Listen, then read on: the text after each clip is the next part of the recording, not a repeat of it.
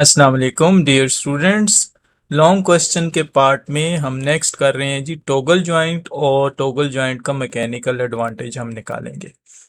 तो स्टार्ट करते हैं। टॉगल जॉइंट की हम डेफिनेशन ऑलरेडी पढ़ चुके हैं कि ये एक ऐसा मैकेनिज्म है जिसमें एक एक्सिस पर लगने वाली फोर्स दूसरे एक्सिस पर मुंतकिल होती है। तो आप देख रहे हैं ये आपके सामने जो डायग्राम नज़र आ रही है, ये टॉगल जॉइंट की डायग्राम है।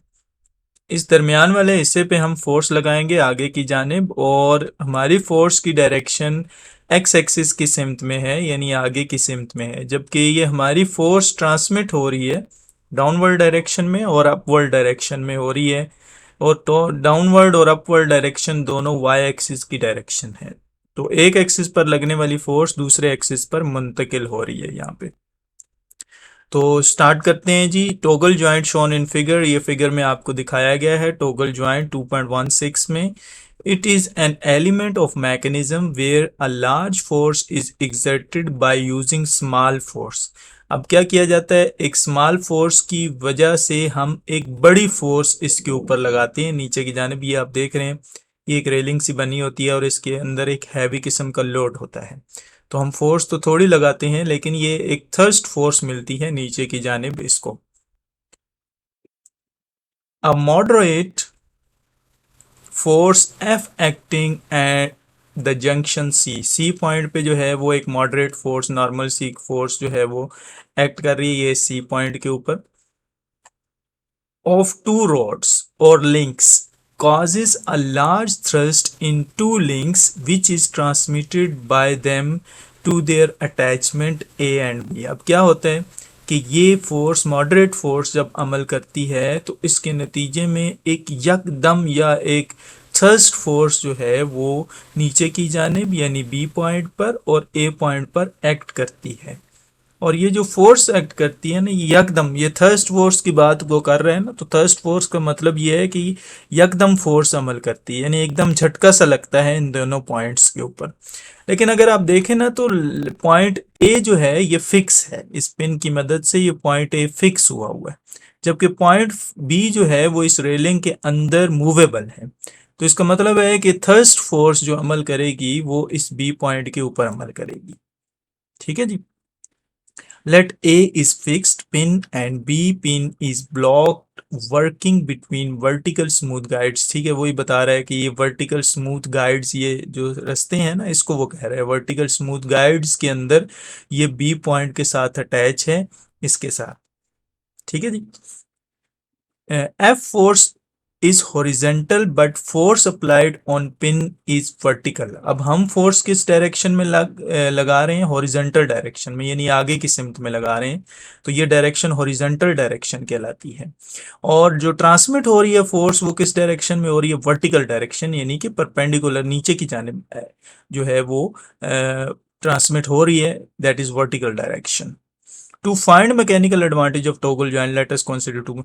अब अगर आपने टॉगल जॉइंट की मैकेनिकल एडवांटेज फाइंड करना है तो इसके लिए हम क्या काम करेंगे कि पॉइंट बी के ऊपर, यानी इस हिस्से के ऊपर और इस हिस्से के ऊपर जो फोर्स एक्ट कर रही है उसके हमें कंपोनेंट बनाने पड़ेंगे। ठीक है, तब जाके हम इसका मैकेनिकल एडवांटेज निकाल सकते हैं। और वो कैसे बनाएंगे, ये डायग्राम आपके सामने है। जो ए पॉइंट पर एक्ट कर रही थी फोर्स, ठीक है, ये ए पॉइंट था और ये पॉइंट हमारे पास बी पॉइंट था। ठीक है, तो ए पॉइंट पर जो फोर्स एक्ट कर रही है उसको हमने टेंशन की फोर्स टी कह दिया, और यानी इस हिस्से के ऊपर, ठीक है, राड के या लिंक के इस हिस्से के ऊपर जो फोर्स एक्ट कर रही है उसको हमने टी का नाम दे दिया, टी का नाम दे दिए। और इस हिस्से के ऊपर जो फोर्स एक्ट कर रही है, यानी कि इस वाले लिंक के ऊपर जो फोर्स एक्ट कर रही है उसको हमने आर का नाम दे दिया। ठीक है, और डायग्राम हमने कुछ इस तरीके से बना लिया। तो ये टी है और ये आर है। अब हम टेंशन फोर्स और रिएक्टेंट फोर्स, इसको आर कह देते हैं, रिएक्टेंट फोर्स कह देते हैं। तो इन दोनों फोर्सेस के हमने कंपोनेंट बनाने हैं। तो कंपोनेंट बनाने का तरीका हम ऑलरेडी पढ़ चुके हैं कि जो टेंशन की फोर्स है उसके अगर हम कंपोनेंट बनाने हैं तो उसके परपेंडिकुलर एक जो है वो लाइन ड्रा करेंगे इस तरीके से। ठीक है, तो ये जो हिस्सा होगा ना, ये इसका एक्स कंपोनेंट बन जाएगा, यानी ये जो पार्ट आप रेड कलर की लाइन आप यहाँ पे देख रहे हैं, ये कंपोनेंट जो है वो टेंशन फोर्स का एक्स कंपोनेंट बन जाएगा, जिसे हम टी एक्स कह सकते हैं। ठीक है, ये एक्स कंपोनेंट बन जाएगा, और ये वाला कंपोनेंट जो इसके परपेंडिकुलर होगा टेंशन फोर्स का, इसको हम कह देंगे ये टी वाई बन जाएगा हमारे पास। तो इस तरह टेंशन फोर्स के दो कंपोनेंट बन गए यहाँ।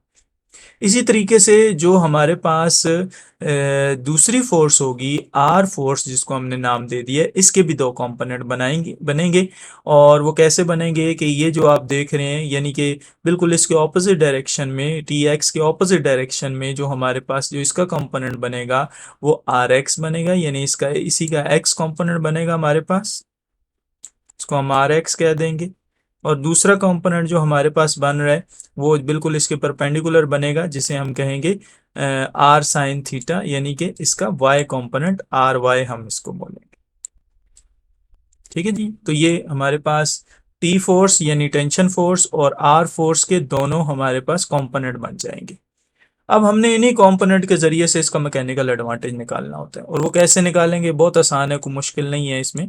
देखें, सबसे पहले हम इस डायग्राम में देख रहे हैं कि अपवर्ड फोर्स बराबर होनी चाहिए डाउनवर्ड फोर्स। हमें पता है कि जो हमारे पास इक्विलिब्रियम की पहली शर्त है वो यही है कि upward force is equal to downward force.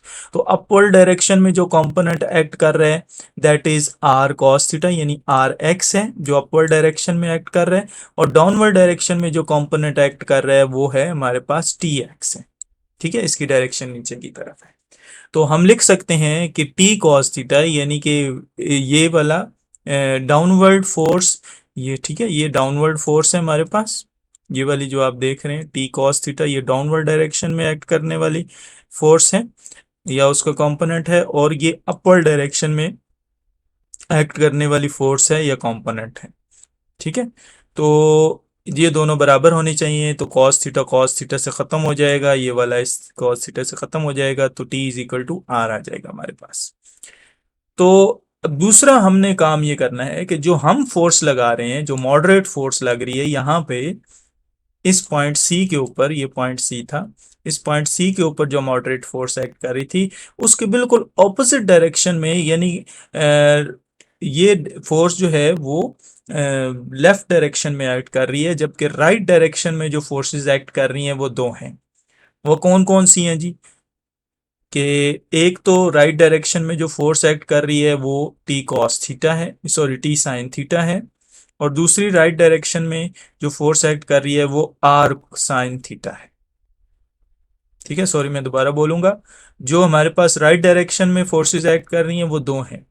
एक जो है वो टी वाई है, यानी कि टी साइन थीटा है, इसकी डायरेक्शन राइट डायरेक्शन में है, और दूसरी आर वाई है जिसकी डायरेक्शन राइट डायरेक्शन में।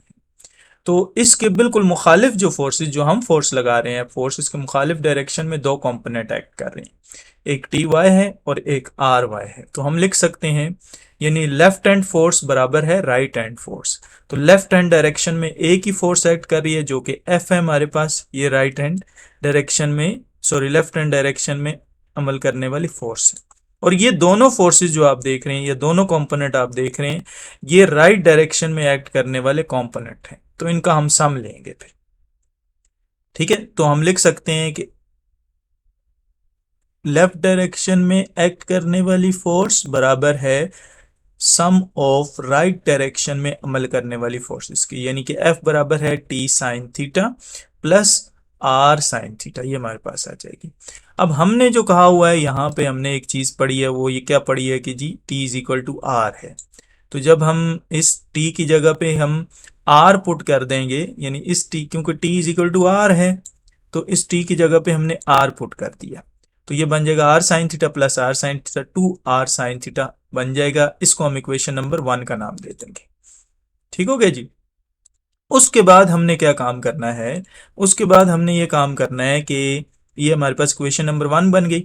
अब फिगर 2.17 में हम एक चीज देख रहे हैं, इसकी बी पार्ट। अब जो फोर्स हम लगा रहे हैं ना, उसके बिल्कुल ऑपोजिट डायरेक्शन में नीचे की तरफ से या नीचे की जानिब एक अप थ्रस्ट फोर्स अमल करेगी। ठीक है, ये डायरेक्शन उसने थोड़ी उल्टी बनाई हुई है, ये डायरेक्शन नीचे की जानिब होगी। ठीक है जी। जो ब्लैक सा एरो आप देख रहे हैं, इसकी डायरेक्शन नीचे की जानिब होगी। तो इसमें हम देख सकते हैं कि जो नीचे की डायरेक्शन में फोर्स एक्ट कर रही है वो बराबर है आर कॉस थीटा के। ठीक है, इस फिगर में हमें नजर आ रहा है कि इस P की डायरेक्शन में जो फोर्स, जो कंपोनेंट एक्ट कर रहा है वो कौन सा कर रहा है जी, आर कॉस थीटा वाला कर रहा है। तो हम इन दोनों को इक्वल रख सकते हैं। अच्छा, ये P आप सोच रहे होंगे कि ये P कौन सी फोर्स है। ये P वो फोर्स है जो कि टॉगल ज्वाइंट लगाएगा इस रेलिंग के अंदर मौजूद इस ब्लॉक के ऊपर।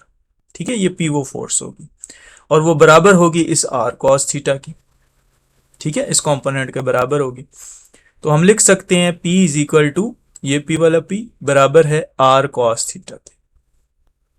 अब हम क्या काम करेंगे, अगर हमने मैकेनिकल एडवांटेज निकालना है तो इन दोनों इक्वेशन को, इक्वेशन नंबर 1 को और इक्वेशन नंबर 2 को डिवाइड कर देंगे, यानी F over P equal to 2R sine theta divided by R cos theta. ठीक है, ये हमारे पास ये बन जाएगा। इसने डायरेक्ट लिख दिया है टेन थीटा कैसे बनेगा। ठीक है, ये हमारे पास इक्वेशन कुछ यूं बनेगी, F over P is equal to 2R sine theta divided by R sine theta, sorry R cos theta. अब ये R तो इस R से खत्म हो जाएगा, बाकी क्या बचेगा 2, और sine theta over cos theta क्या होता है, टेन थीटा होता है, वो इसने लिख दिया। ठीक है, तो इस तरह से ये हमारे पास मैकेनिकल एडवांटेज का फार्मूला आ जाएगा जो कि होता है 2 tan थीटा। ये ऑब्जेक्टिव में भी आ सकता है, what is the mechanical advantage of toggle joint, तो उसका फार्मूला आपने याद रखना है, is equal to 2 tan theta. तो इस तरीके से आता है जी। ठीक है, उम्मीद है आपको समझ आ गई होगी। अगर क्वेरी हो, क्वेश्चन हो तो आप जो है वो पूछ सकते हैं। अब इस फार्मूले की मदद से हम वो P की वैल्यू, जो लोड, वो जिसकी वजह से लोड जो है वो नीचे की तरफ, अब कितना लोड हम अपनी फोर्स की मदद से नीचे की तरफ धकेल सकते हैं, उस लोड को अगर हमने फाइंड करना है तो उसके लिए हम यही फार्मूला मैकेनिकल एडवांटेज का इस्तेमाल करेंगे और P की वैल्यू निकालेंगे। P की वैल्यू कैसे निकालेंगे, बहुत आसान है कि सबसे पहले इसको आप उलट दें, P over F is equal to 1/tan theta. ठीक है, इसको आप यानी अरेंजमेंट करके P की वैल्यू बआसानी निकाल सकते हैं। ये क्रॉस मल्टीप्लिकेशन कर दें, क्रॉस मल्टीप्लिकेशन करेंगे या इन दोनों की जगह चेंज कर दें, P उधर चला जाएगा, 2 tan थीटा इधर आ जाएगा। इस तरीके से P is equal to F over 2 tan theta हो जाएगा।